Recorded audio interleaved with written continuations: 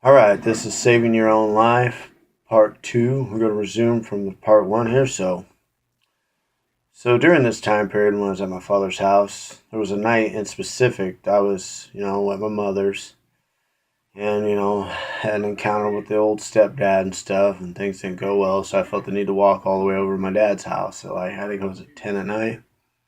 And at that time, he had no heat. It was the middle of winter. It was like 25 below, for real. I mean, everything was turning to ice. And I get over there, and he's the only thing he has left is electricity, which is the only electrical. I mean, the only electricity he had running was in the one bedroom in the back that he was staying in, which he was running a space heater because he had no heat. He just had electricity. There was no heat in the house. Just he had the space heater, and you think. Being a caring human being, you would think if he had any kind of heart, he would have said, "Here, son, sleep on the floor here or something, or crawl in bed." Nah, he transports me out to the front room where everything's covered in ice. Gives me two blankets, and he's like, "Well, here, this is the best I can do to try to keep warm." And then he went back to sleep, and I'm just like, "Wow." And who knows what wild animals or you name it, ungodly things. Pitch dark. I mean, there's no, in that house. I have no idea what's going on. All I can see is my breath. You know, like clouds of smoke coming out of my mouth because it's so freezing cold. So I'm trying there, and I'm trying to and I'm just freezing to death. And he doesn't even come to check in on me. And so it took an hour, and I just had to get up in the freezing cold. I'm surprised I just didn't get hypothermia, truthfully. And I walked my ass all the way back to my mom's house, which was all the way across town. So you're looking about another hour walk, and by then I just snuck in the house and went to sleep. But what kind of human being does that? What's going through a guy's mind? You know, I just never understood. He had no heart, maybe no remorse. I never got him. See, he wasn't the physical kind of type. He was just real weak and just real selfish and just gone. Had no heart, no.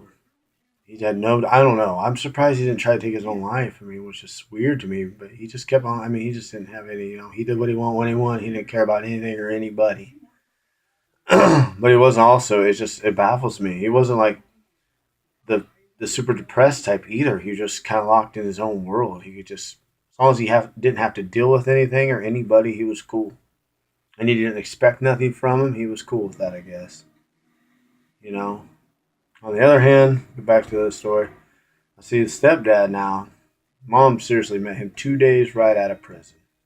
He had some mutual friends that set him up, and that's all it took back in those days.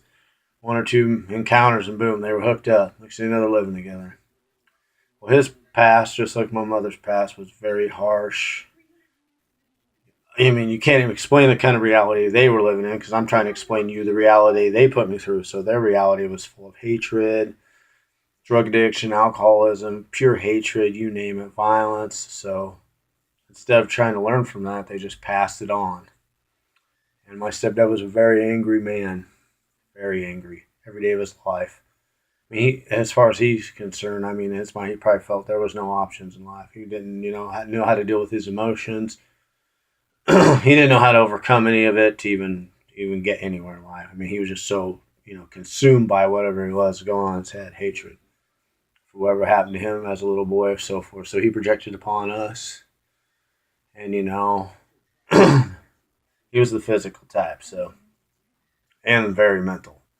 He every day. I lived in fear my entire childhood. I was just trying to hide. Most of the time, I was in a room hiding. I tried to stay away and just keep away. There was nobody to talk to, nowhere to go. There was no one to reach out to help for. Schools then, the school systems, they didn't bother. They didn't get involved back in those days. They could care less. That's when people just got away with everything. The standard now is just weird considering how today's standards what as opposed to back then.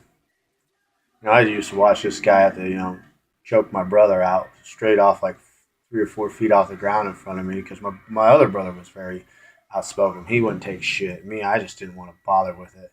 I was more of the thinking type. I just didn't want to deal with the fact that, I just can't give in to this ignorance. I don't know what made me think that way. I just never did.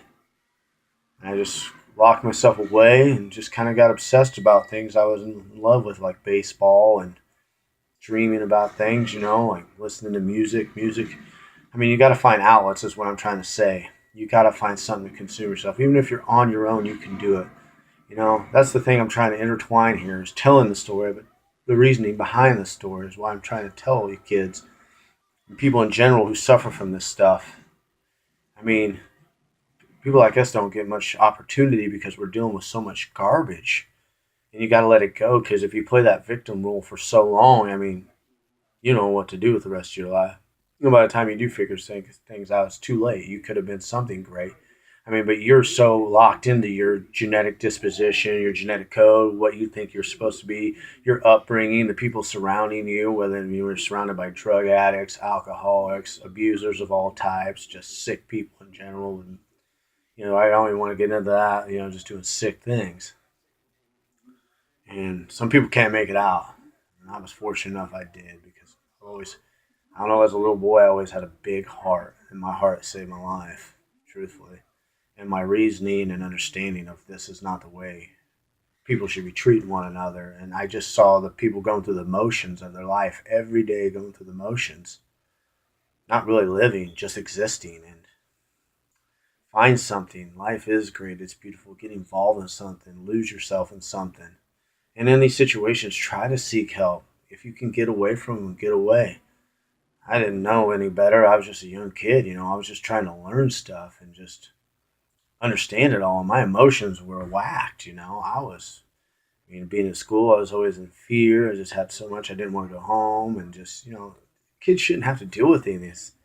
Kids are supposed to, your childhood is your golden years. You should be able to enjoy it, appreciate it, evolve, and learn and see what you're truly capable of, physically and mentally, not be scared and fear and dealing with hatred and violence. And that's the point of this speech too. You got to stop that cycle. If you're in there and you see you're committing these actions, the same actions as your parents or your relatives, or reevaluate yourself quick.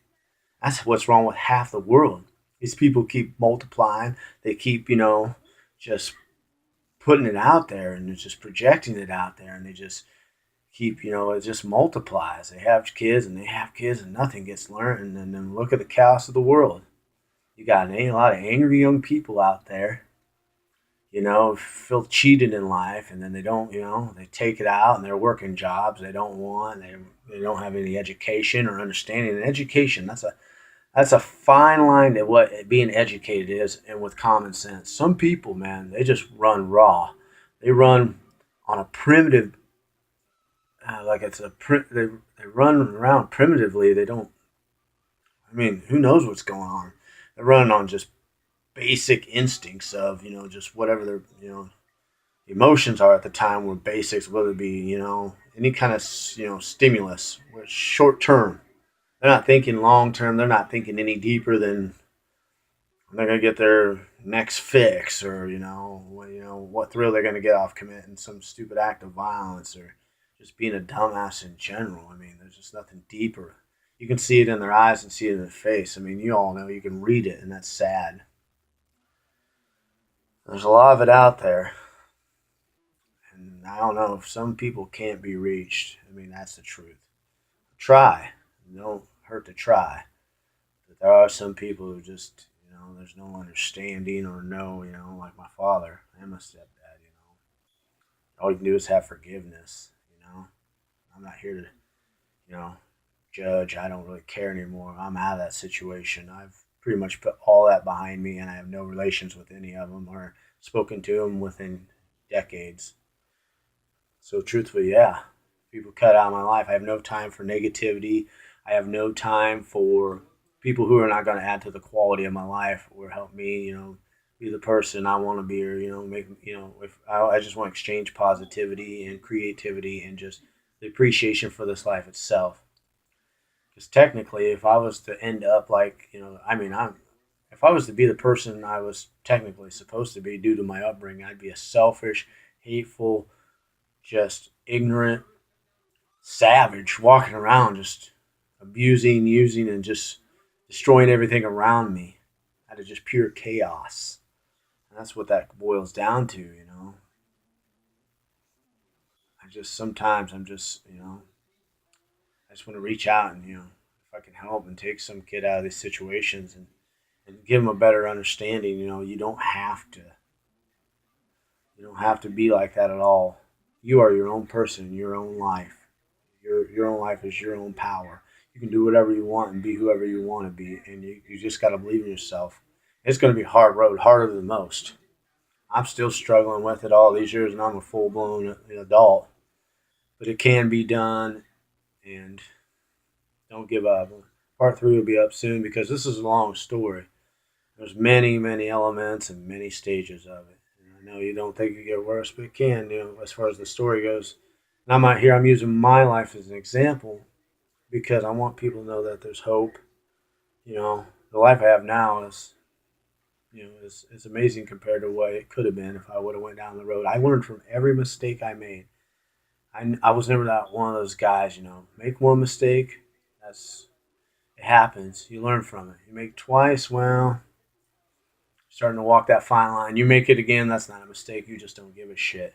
And I'm surrounded a lot of people who gave up. They don't see any hope in doing anything or even putting themselves out there or any chance to succeed. And the road to success is hard. And sometimes it's almost imaginary because everybody I follow and everybody I aspire to and inspired by, they seem like it's in a fairy tale world, when you're living in your own reality and you're living in a world where it's like, wow, how do these people get here? They make it sound so easy. And I love inspirational videos and I love motivational stuff, but sometimes you need to get raw and real. Not be like, oh, hey, man, you do this, wake up and blah, blah, blah. It's just like people need something real. That's what I'm hoping to contribute here is realness. I want people to, take control of their own lives and not try to control other people's lives. That's a whole nother subject entirely. So for those kids out there that go into these kind of situations, do what you can. Seek help. There is a better way. I'm sure there's people out there who will. I mean, in my area, I try to seek out and I try to help as many kids as I can if I can. To be inspiring and motivating and trying to do what I can to give them, give them an outlet. And that's the thing, finding an outlet for that kind of aggression and rage that builds up from all the mistreatment. Thing was, I never asked for any of it. And I never did anything to deserve it. I was always a good kid, a really good kid. I just was surrounded by people who were just hateful, sometimes. Whether it be people's jobs, they're not in the place they want to be, and they're not in the situation they want to be, and they just do the same thing over and over. It becomes mentally exhausting, and they just take it out on who's ever around, especially a young innocent kid. So God bless everybody. I wish everybody the best. I'll get back to you on the next vid. I'm out.